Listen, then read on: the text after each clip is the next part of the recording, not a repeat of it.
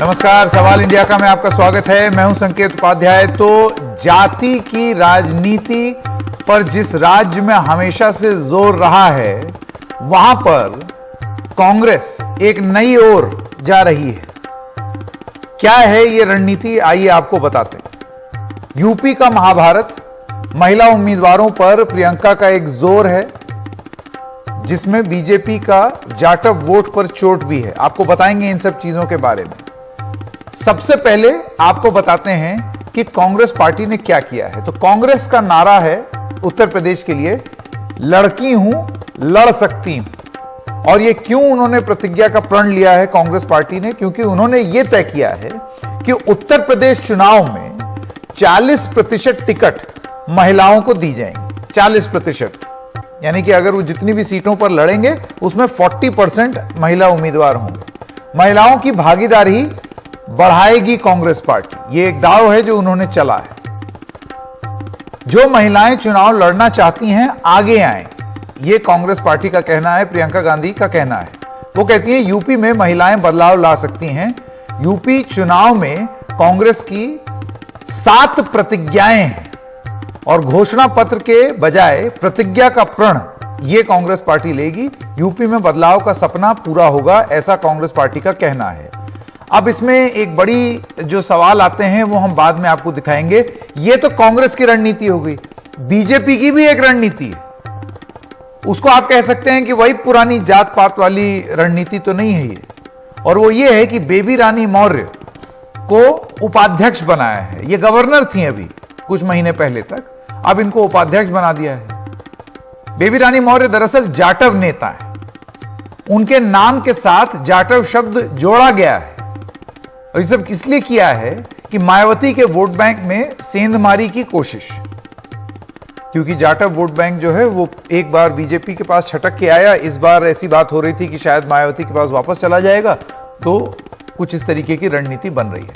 अनुसूचित जातियों में जाटव सबसे बड़े हैं उत्तर प्रदेश में, और उनकी संख्या 11% है सिर्फ जाटव वोट बैंक की। तो ये हो गई जातीय समीकरण बीजेपी की। अब जातीय गणित क्या है उत्तर प्रदेश का, आपको वो बता दें। तो करीब 40% जो है, लगभग 40% सबसे बड़ा वोट बैंक है पिछड़े वर्ग का। यादव 12% पर हैं, कुर्मी और सेंथवार जो हैं वो 8%, मल्ला 4%, जाट 5%। सवर्णों की अगर आप बात कर लें तो कुल 18% उनकी आबादी है, जिसमें ब्राह्मण 11, अनुसूचित जातियां जो हैं वो 25% हैं और मुसलमान करीब 18% हैं। यह है ब्रेकअप उत्तर प्रदेश का। लेकिन जो बड़े सवाल हैं कि एक तरफ तो ये जातीय गणित और दूसरी तरफ कांग्रेस का ये नया दाव क्या काम आएगा? उन्होंने क्या बोला? उन्होंने कहा भाई देखिए, ऐसा है कि ये जातीय गणित से तो हम लड़ नहीं पाएंगे, या दिक्कत होगी, या पार्टी जिस स्थिति में है, तो एक नया दाव चला जाए, महिला फर्स्ट, लेडीज फर्स्ट। तो क्या यूपी के आगे भी लेडीज फर्स्ट नीति होगी, या ये सिर्फ यूपी चुनाव तक ही है? और जो सबसे बड़ा सवाल है, जो उत्तर प्रदेश और इस देश के संदर्भ में हमेशा पूछा जाता रहा है और पूछा जाना चाहिए भी, और अगर कोई एक पहल कर रहा है तो उस पहल का भी स्वागत होना चाहिए, लेकिन यह सवाल लाजमी है, जातीय समीकरण से कभी ऊपर उठ पाएगी इस देश की राजनीति, या ये प्रयास बनकर के ही रह जाएंगे? ये एक है बड़ा सवाल जो हम पूछ रहे हैं। आइए आपको पहले सुना दें कि प्रियंका गांधी वाड्रा ने अपनी प्रेस कॉन्फ्रेंस में क्या कहा, और उसके बाद बेबी रानी मौर्य जो हैं उन्होंने एक खास बातचीत में क्या बोला। हमने तय किया है कि आने वाले विधानसभा चुनाव में उत्तर प्रदेश में कांग्रेस पार्टी 40% टिकट महिलाओं को देगी। हम करते हैं, एक नई क्रांति लाते हैं। आपको क्या लग रहा है कि यूपी में बहुत सारे इश्यूज हैं, ये इशू जो है क्या महिलाओं के लिए आपको वाकई लगता है कि उत्तर प्रदेश में जो हालात हैं उसमें जरूरी है कि इस तरीके से महिलाओं को, खासकर जब राजनीति में आएंगे तो ज्यादा एम्पावर होगी? क्या लगता है आपको ये वजह? आपको क्या लगता है? आप महिला हैं, आप कह रही थी कि काफी समय से आपने यूपी की पॉलिटिक्स देखी है, तो आपको क्या लगता है? हाँ, जरूरत है, जरूरत है, क्योंकि बदलाव आएगा ही नहीं अगर हम लोग आगे नहीं बढ़ेंगे। हम इंतजार करते रहेंगे कि कोई, और जब भी आप देखें तो ज्यादातर जो पुरुष पॉलिटिशियंस हैं जब वो बात करते हैं तो वो इन टर्म्स में बात करते हैं कि माताओं, बहनों, बेटियों आपकी सुरक्षा करेंगे, आप पर नियंत्रण होना चाहिए। ये क्या बात हुई? आपने कभी सुना है कि कोई कह रहा है कि पिताओं, भाइयों, बेटों? क्यों नहीं कहते? हम महिला हैं तो हमारा भी अस्तित्व है, हम में शक्ति है, हम में क्षमता है, तो हमें लड़ना चाहिए। तो मेरी तो ये बिलीफ है कि क्यों नहीं, सबसे बड़ा तबका कौन सा है? अब जब भी राजनीति की बात करते हैं तो लोग कहते हैं ना कि ये कौन है आपके साथ, ये है वो। सबसे बड़ा तबका कौन सा है? महिलाएं हैं। और आज क्या चाहती हैं? आज क्या चाहती हैं? अपना भविष्य बनाना चाहती हैं। खासतौर से जो नौजवान महिलाएं हैं, जो काम के लिए जाती हैं, उनको डर लगता है कि कोई कुछ हो ना जाए उनको।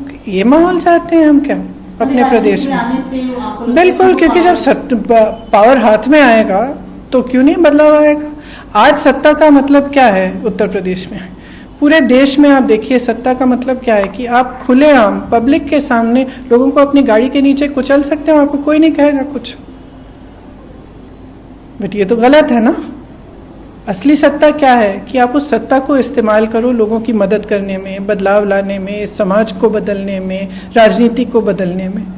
तो मेरी समझ में तो इस सबसे तो ये प्रियंका गांधी वाड्रा का एक इंटरव्यू आ रहा था लखनऊ से, जहां उन्होंने एक प्रेस कॉन्फ्रेंस की और ये ऐलान किया कि 40% सीटें जो हैं वो महिलाओं को दी जाएंगी। राजेश मिश्रा प्रवक्ता हैं कांग्रेस पार्टी के, घनश्याम तिवारी प्रवक्ता समाजवादी पार्टी के, शांत प्रकाश जाटव आप भारतीय जनता पार्टी के वरिष्ठ नेता। आप सब लोगों का बहुत बहुत स्वागत। मैं मिश्रा जी सबसे पहले आपसे शुरू करना चाहता हूं। वैसे कायदे में तो इस शो को होस्ट और इसमें आने वाले मेहमान, क्योंकि हम महिलाओं के सशक्तिकरण की बात कर रहे हैं, तो यहां महिलाओं का प्रतिनिधित्व होना चाहिए था। लेकिन बहरहाल मैं आपसे शुरू करना चाहता हूं मिश्रा जी, आप मुझे ये बताइए, और ये रणनीति की आलोचना नहीं है, इसको आलोचना की दृष्टि से ना देखा जाए।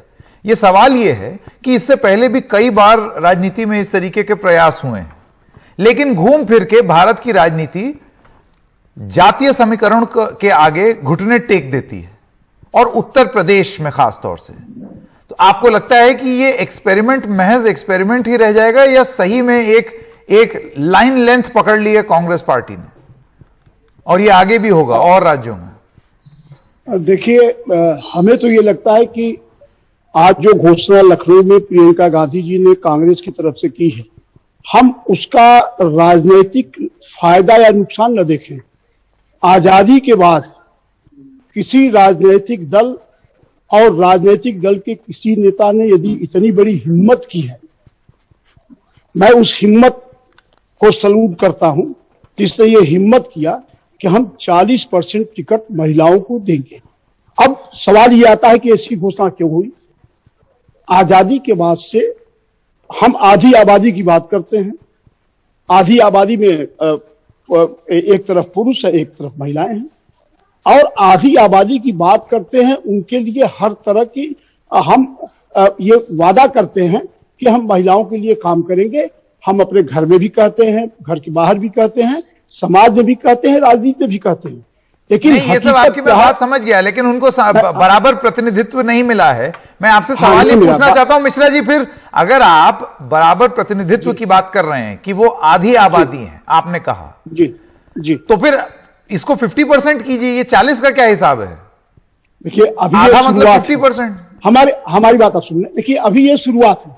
आप ये सोच लेना कि इतने वर्षों बाद, आजादी के बाद, आज तक 1% की भी शुरुआत नहीं हुई थी।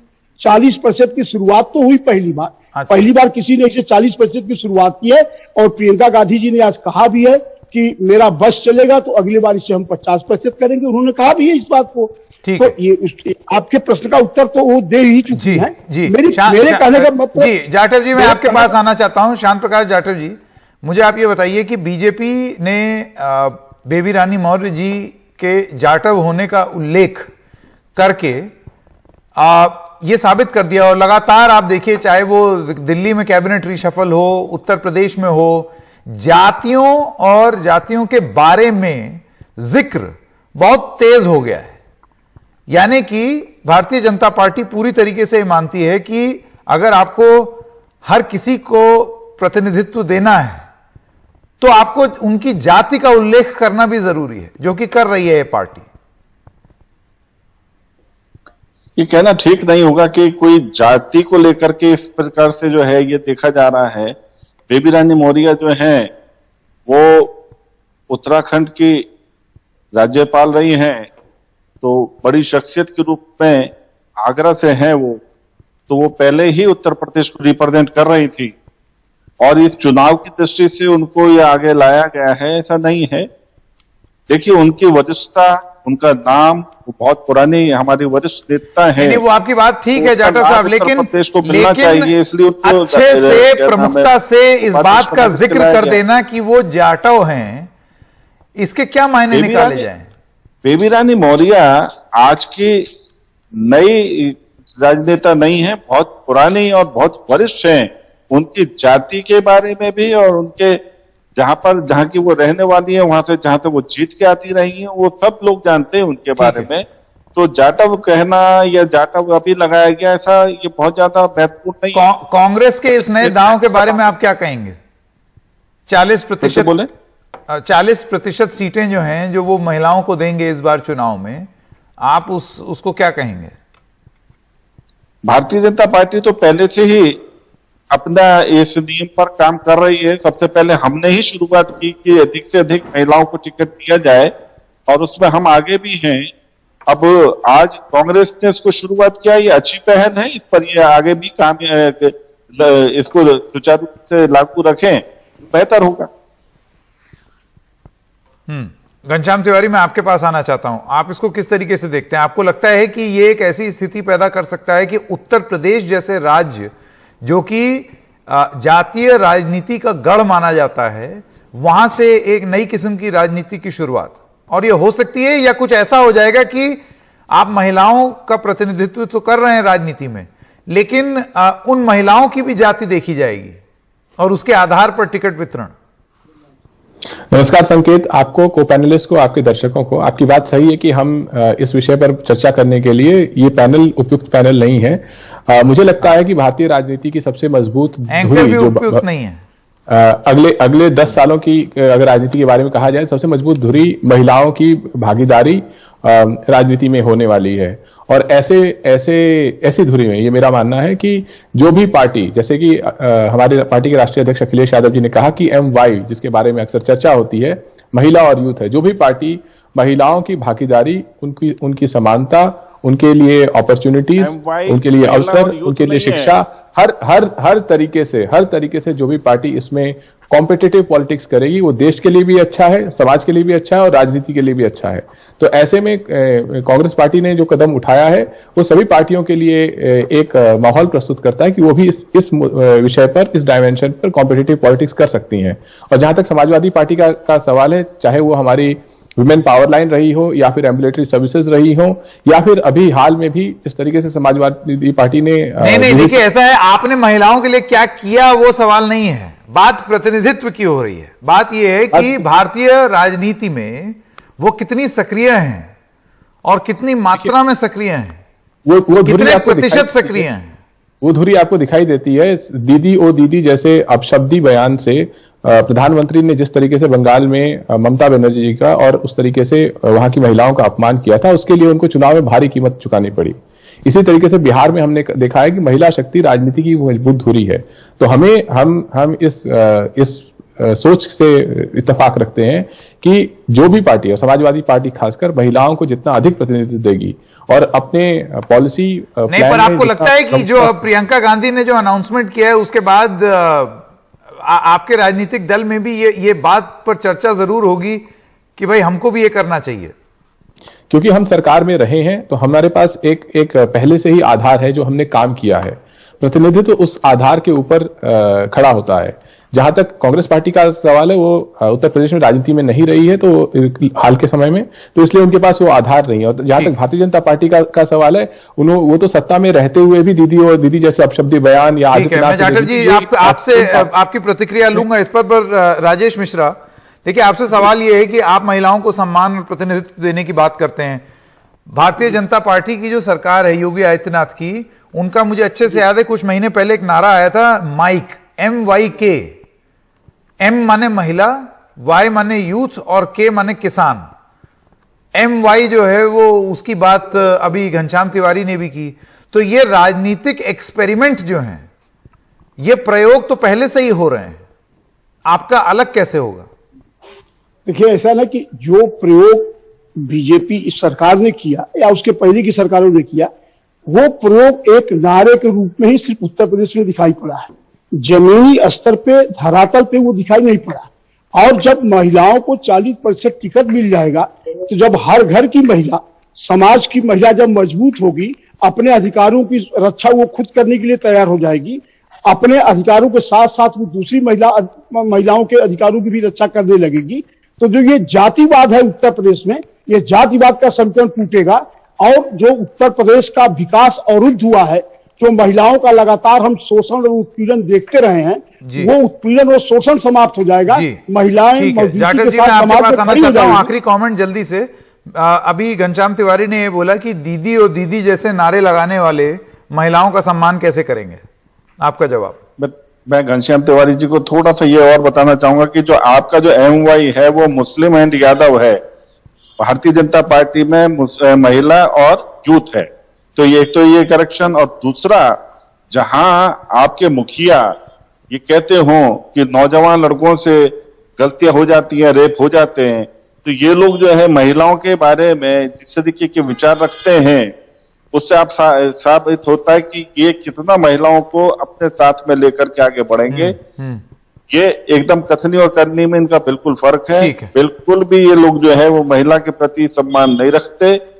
और रही कांग्रेस की बात, वो सिर्फ मुद्दा बना रहे हैं, इनका भी कोई किसी तरीके से महिलाओं के बारे में बहुत पॉजिटिव विचार नहीं है। लेकिन एक दाव जरूर चला है। अब वो दाव कितना कामयाब होगा और कितना मजबूर करेगा बाकियों को कि वो भी ये दाव चलें, ये देखना होगा। या फिर जाति और कौन कितना जीत सकता है, ये आधार एक बार फिर से हावी होंगे, क्योंकि चुनावी मैदान है।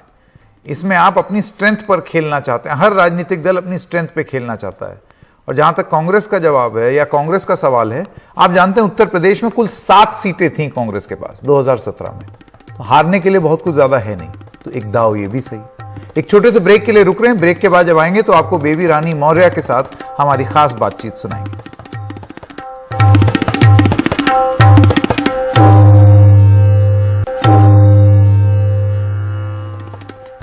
और उत्तराखंड की पूर्व गवर्नर और बीजेपी की राष्ट्रीय उपाध्यक्ष बेबी रानी मौर्य अब यूपी की राजनीति में सक्रिय हो रही हैं। उन्होंने अपने नाम के आगे जाटव जोड़ा है। इसके पीछे वो अपना तर्क भी दे रही हैं। हम पहले से भी देखते आए हैं, जब आगरा की मेयर थी उसके बाद आप तमाम महत्वपूर्ण पदों में रही, कमीशन में भी रही हैं, विमेन कमीशन में भी रही हैं। मैम, कभी भी केशव आप बेबी रानी मौर्य के आगे जाटव नहीं लिखा था, लेकिन आपके सारे जितने बैनर होर्डिंग है उसमें बेबी रानी मौर्य और फिर जाटव अलग से लिखा है, उसमें कोलन बनाया गया है। इसके पीछे क्या वजह है? देखिए, हमारे जो ब्रज का क्षेत्र है, ये पश्चिम है, ब्रज में मौर्य जाटवी होते हैं। और आप पूर्वांचल में जाएंगे तो मौर्य ओबीसी और बीसी में आते हैं। इसी तरह उत्तराखंड में जाएंगे तो रावत ब्राह्मण है, और हमारे इधर ब्रज में आएंगे तो रावत ब्राह्मण है, और वहाँ ठाकुर हैं उत्तराखंड में। तो ये सब आजकल आप देख ही रहे हैं कि सब अपनी अपनी जातियाँ लिखते हैं। तो मुझे अगर उत्तर प्रदेश में उतारा है तो मुझे भी बताना पड़ेगा ना कि मैं जाटव हूँ।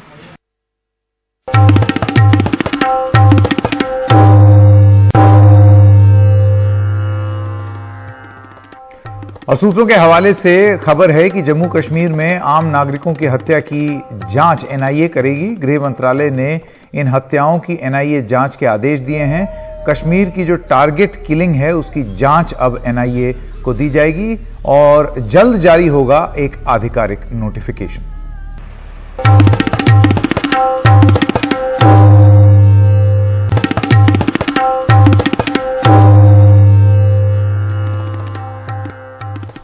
और हाल ही में तृणमूल कांग्रेस में शामिल हुए पूर्व केंद्रीय मंत्री बाबुल सुप्रियो ने आज आसनसोल के सांसद पद से इस्तीफा दे दिया है। लोकसभा स्पीकर ओम बिरला को इस्तीफा सौंपने के बाद बाबुल सुप्रियो ने कहा कि जिस पार्टी के लिए मैंने 7 साल मेहनत की, उसे छोड़ते वक्त दिल व्यथित था। मुझे बहुत अच्छा लगा। बहुत हंसमुख फादर फिगर है, जो भी कहूँ मैं बहुत बड़े भाई जैसे भी कहूँ, बहुत हंसमुख मिले, बातचीत किए, उनके अनुभव और मेरी बात जो उनको मेरी बात भी सुने, बहुत अच्छा लगा। हाँ, दिल भारी तो थोड़ा सा होना चाहिए, है भी, क्योंकि पॉलिटिक्स में था नहीं, मेरी शुरुआत बीजेपी से ही हुई थी। मैं बहुत बहुत आभार व्यक्त करता हूँ प्रधानमंत्री जी, हमारे अध्यक्ष जी अमित शाह जी। पॉलिटिक्स मैंने बहुत होल हार्टेडली छोड़ा था। मुझे लगा था कि जो पार्टी के लिए मैंने जीता था सीट, उस पार्टी के लिए अगर मैं उस पार्टी का हिस्सा अगर मैं नहीं हूँ तो मुझे उस सीट को पकड़ के नहीं रखना चाहिए।